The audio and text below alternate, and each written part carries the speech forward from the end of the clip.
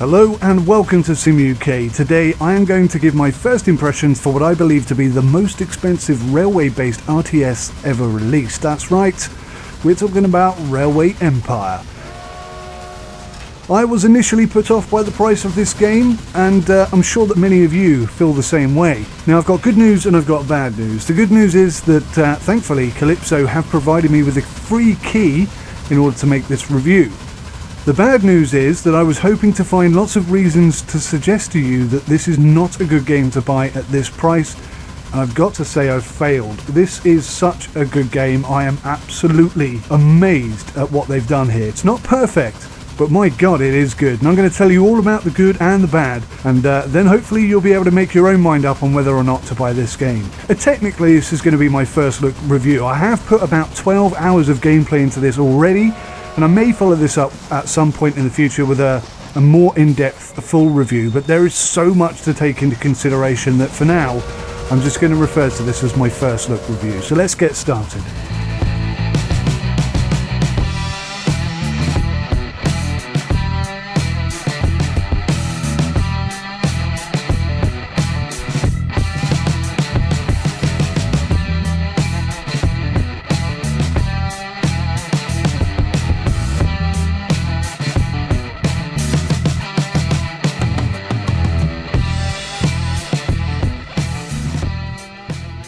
Create an elaborate and wide-ranging rail network. Purchase over 40 different trains and buy or build railway stations, maintenance buildings, factories, and even tourist attractions as you battle your opponents across America, exploiting the overly generous offerings supplied by the US government.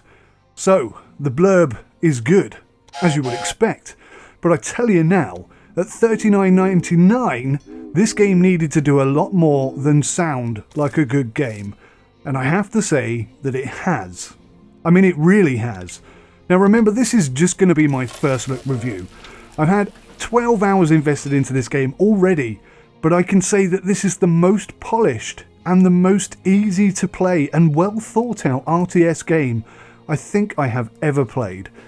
The UI is almost faultless, the graphics are very good indeed, and the performance is just rock solid. Let's get a little bit more in depth, shall we? So this game has come out and is available now on PC, Xbox One and PS4. On the Xbox, PS4 and possibly even the PC, it can be played in 4K and utilises HDR. Let's talk about the graphics. The graphics in this game are very good indeed. We're obviously not talking about AAA FPS level of graphics, but we are talking about an RTS game, and as such, I can say that the graphics are very good indeed.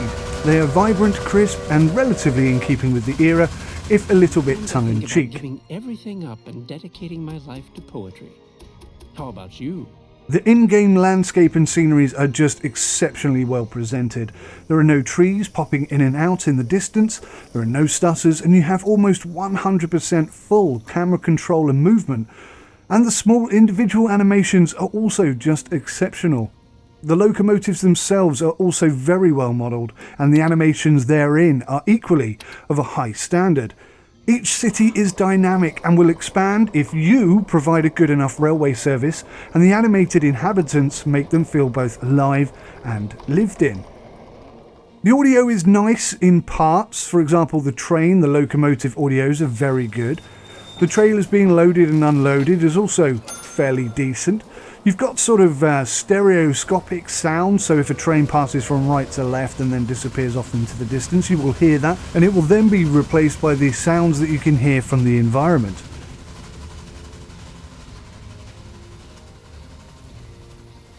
Each character has their text speech accompanied with an audio file.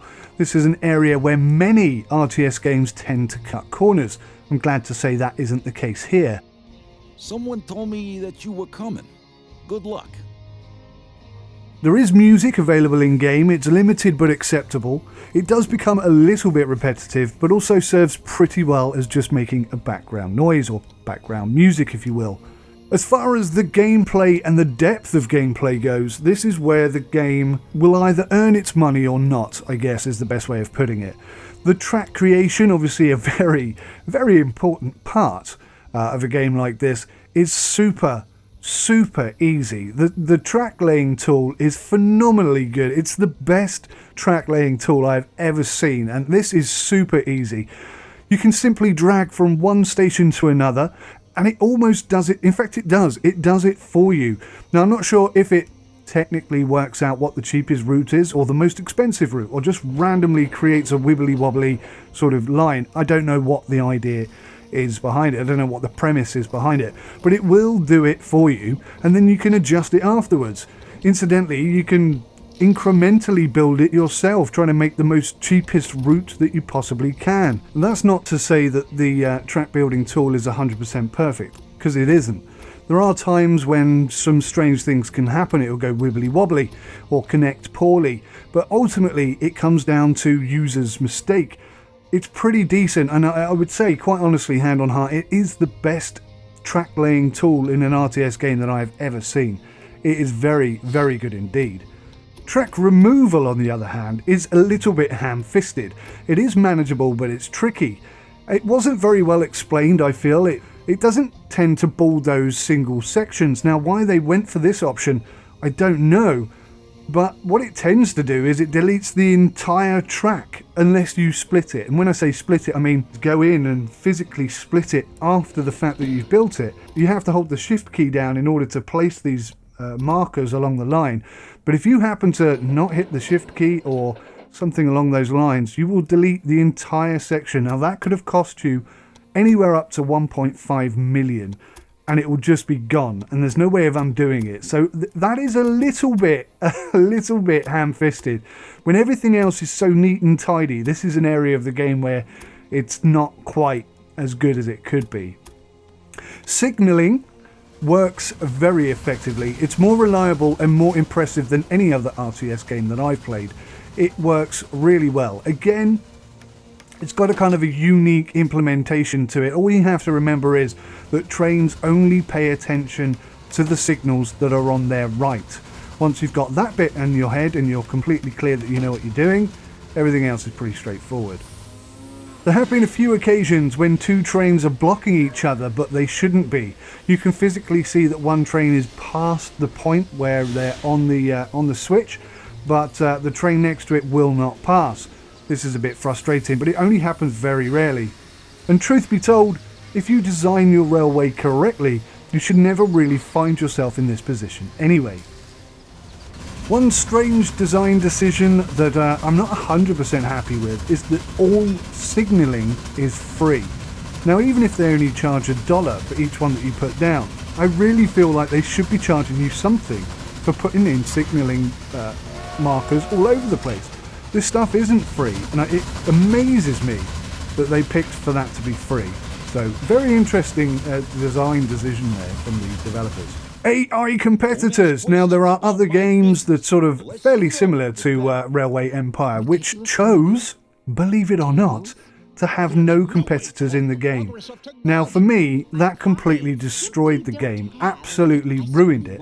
If there's no competition, there's no fun. If there's no fun, I'm not going to be playing the game. And that's what happened with the game that I won't mention in this review. But thankfully, here we do have AI competitors. Not only that, we have an in-depth plethora of options and business decisions and transactions and investments, and oh my goodness me, the content here is unbelievable. And partly, well, mostly the reason why I say this is my first look review, because there is so much stuff here that I haven't really had the time to get my teeth into all of it. There are things I haven't done, there are things I haven't seen. Now, this is completely configurable, so you can turn a lot of this stuff on and off. But you can have auctions in game. Now, this can give you access to businesses, technical advancements, employees, anything really. You just bid on it, and then you can sort of jump the tech tree advancement progress and gain something that you wouldn't have otherwise had. There are business investments. You can invest in businesses, you can start up businesses, or even buy out your competitors' railway stations and undermine them that way. There's subterfuge, there's sabotage, you can steal tech, you can damage locomotives, you can steal employees, you can make investments on stocks and shares and buy out your competitors from underneath them. It's incredible how much detail there is here. And just in the employment area, the employment and management area, where you can get your company and your locomotive some significant boost. You can have engineers, guards, stokers, sales reps, spies, reporters. These all give you business boosts or locomotive boosts. There are many, many, many more. And there seems to be a new one each time I play. Also, you need to manage the relationships between these employees. Not all employees work well together. It's very, very in-depth. It really is. The tech tree is a little bit limited, but equally it's quite impressive. You must remember that we are playing a game at the very beginning of locomotive transportation. At the beginning there were no comfy seats, there were no decent brakes, there weren't even reliable locomotives. So as far as the tech tree goes, most of it is about getting a reliable locomotive that's comfortable and stops when it's supposed to. That's basically the tech tree. In 1863, on the banks of the Missouri River... Now, there are a few different ways you can play. There's the campaign, which will individually work its way across the USA. Unfortunately, not in one significant motion, but in stages. Now, I understand why they've done that. It's in order to keep processing demands down and keep the game running as smoothly as it does. There are scenarios which are very tricky and can consume many, many hours of your time. There's free mode, which is basically, as I understand it, just you, no AI. And then, of course, there's sandbox mode, which basically means infinite money, build what you want, and do what you want when you want. Now, the line/route creation menu page is less impressive. Everything else is so well polished and so well done and so well thought out. I'm less impressed with this page altogether. Now, there's a clone option, which is a good tool, but it seems, at the moment, again, coming back to the fact that I'm 12 hours in and it still feels like that this is my first look review, it seems that you cannot delete a line, and it also seems that you cannot add multiple trains to a single line. Now, that's not to say you can't have multiple trains running on a railway line track, just that when you set up a route, you can't have multiple trains running that route. You can have multiple trains running the same route, but they end up being individual separate routes or separate lines. It's an interesting way they've done it. It almost feels like I'm missing something because it doesn't make sense the way they've done it. It could be so much better. But anyway, as I understand it at this moment in time, that is one of the things that I am least impressed with. Some of the UI is absolutely brilliant and it's fully 100% intuitive, and then you got areas like this that are just not quite as intuitive, I find. The AI, let's talk about the AI. They are ruthless and they do not pull their punches, and this is even on normal level.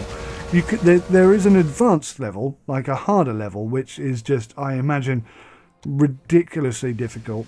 And then there's like an easier level where they're not quite as ruthless, I guess. This makes the game super hard, and I really genuinely appreciate that. I don't want a game that's too easy. I don't want a game that allows me to win all the time, and I hate people who complain because it's too hard. For goodness sakes, put it on easy if you can't play on normal, that's what I say.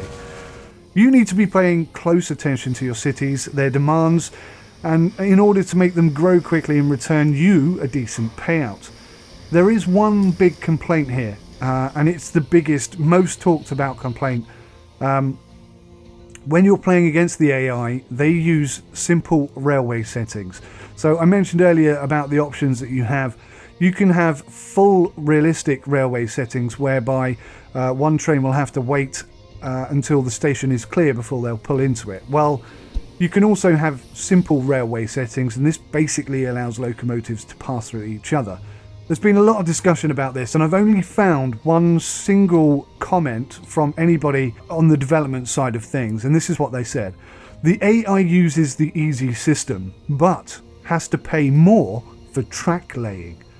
It is also affected by pause and unable to build during players' pause and making decisions and taking actions bound to the difficulty. This means the AI has no advantage at all and is not cheating at all. It has to earn money the same way as the player has to. Well, that's just a load of tosh. It really is absolute tosh. Let's just analyse that very briefly because I don't want to focus on this for too long. But the AI uses the easy system, so it you can also use the easy system, but my god, who wants to? If you're playing a simulation game like this, you want it to be realistic. You don't want to be using the easy system. You sure as hell don't want the AI using an easy system. That's ridiculous. It says here they have to pay more for track laying. Now, unless they are paying 100% more for track laying, then the benefits of having 15 trains able to park at a single station and offload their goods at the same time is significantly going to outweigh the extra money they had to pay for laying the track. This is ridiculous. It does not in any way benefit the user that the AI has to pay more for track laying, because they're making so much more money by not having to wait for trains to get out of each other's way. It says here, it's affected by pause and unable to build during players' pause, blah, blah, blah, blah, blah. Again, if I'm playing a simulation, I don't use the pause option. If I'm thinking about what the hell I'm going to do, my trains are still running in the background, which means their trains are still running in the background, which means that they still have an advantage. They do have an advantage, and they are cheating. Now, I've looked everywhere. There is no mention if this will ever change, and it's a shame. Because honestly, this is the only real issue with the game, and they seem totally 100% against listening to the community on this error. Now, you don't have to be super smart, you don't have to be kind or considerate or anything. If you just consider the situation here, it's obvious that this needs to change, and I hope that it does. This is the only thing that I really, really hate about this game. This is the only negative thing about this game. This could be the first game ever where I have nothing negative to say, except it isn't, because of things like this. So I think they should consider changing that, but that's my 2 pennies worth. Anyway, let's move on. Performance and stability. This game has excellent FPS. 60 FPS is good. Everybody wants 60 FPS. I'm getting 120, 190, 200. That's whilst recording. I've got multiple screens. I've got loads of stuff going on. The FPS on this is absolutely brilliant. I've not noticed a single frame drop. And bearing in mind, it's so high anyway, I could drop 100 frames and still be running at 60 FPS. This game runs perfectly at all times, and it also loads pretty quickly too. I have had one crash. Now, this was when I closed my recording software whilst I was still in game. So there's a very good chance that one caused the other. So I wanted to mention it because it did happen, but I don't think it was the game that crashed. I think it was my other software recording thing that made it crash. So I just wanted to clarify that. Anyway, UI and customization. Now, I've spoken a little bit about UI so far, but honestly, the UI is brilliant. It's very intuitive. It takes a little while to fully comprehend where everything is, but once you are there, it feels very natural and very easy to navigate. My only gripe is the line creation page. It just seems underdeveloped. There's also another little niggly issue where some menus will not close when you try to open another one, and this just makes you feel like you've missed it, and you just keep clicking until you finally realise that you've left that other menu open that won't close, and that's stopping you from opening up the next menu. Bit of a shame, a slight tweak, and that would be absolutely working perfectly. Now, in terms of customization, it's a little bit odd on PC. Your options are low or normal, and I've never seen that before. I've never seen that before. Now, maybe it's a confidence thing, because they are hitting some serious FPS, and there's no issues or lag or anything in this game for me. Maybe it's different on the consoles. I don't know. I'm not going to buy a console version just to test that. But, yeah. It's very strange. The gameplay setup and configuration is pretty good. There are a lot of choices here, but of course, nothing you do will stop the AI from cheating. That cannot be fixed in the game here. They need to make a change on that, in my humble opinion. I'm not going there again. My name is Thomas Clark Durand. Exactly, the head of Union Pacific. The tutorials are extensive, and they're effectively a learn by playing narrative-led tutorial type, and it works very well. It's very good indeed. Although, due to the unique implementation of many things here, I feel that some areas could benefit from a little bit more in-depth explanation and information, if you will. I'm still not 100% clear what to do in terms of the town stats. I'm not entirely sure what everything relates to, but like I say, that's why I'm calling this my first look review, because I do need to learn a lot more about the game. There are some bad bits. When I say bad bits, just bits that I don't like that much. When trains go into a station to turn around, they literally just morph 180 degrees, including all of the carriages. Now, locomotives are very good at going forwards and backwards, so I don't really understand why they haven't implemented it that way. What they could have done is have a nice tech upgrade, give you the option of applying a turntable to a station. That would have been a very nice tech upgrade. I'd like to see that. I'd also like to see trains running forwards and backwards rather than always forwards. Now, I think that's a slight corner cutting measure that they've implemented there, and it's not going to change, and it is a bit of a disappointment. I would really like to see a bit more realism there, but that's just my 2 pennies worth. As for the trailers and carriages and whatnot, you don't buy them individually or maintain them or upgrade them. It would be so much better if you had to pick your trailers and manage it yourself. That way you could either maximise the amount of money you make in a single area, or if you get it wrong, then you could, negatively affect your profits as well. I think that would be better. But other than that, and obviously the AI thing, the AI cheating, but other than that, this game is absolutely brilliant. It's sensational. Now, it all comes down to, it all started here and it all ends here. Is this good value for money at $39.99? Now, I'm not going to say yes, and I'm not going to say no, because ultimately it is your decision. I didn't have to pay to get this game, but if I had paid $39.99 for it, I wouldn't be returning it. Now, whether that means that's good value for money or not, I don't know. I think if this game was on sale, sort of around the £25 mark, you should snap it up as quick as you can. It's a very good game. It's probably the best RTS game I've played in a very long time. I am hugely impressed with it. So impressed with it, really am. And I've put 12 hours into it already, and it doesn't feel like I've barely scratched the surface. It doesn't feel like I know this game inside and out, but it's been no chore. I've enjoyed every minute of it. It's been great.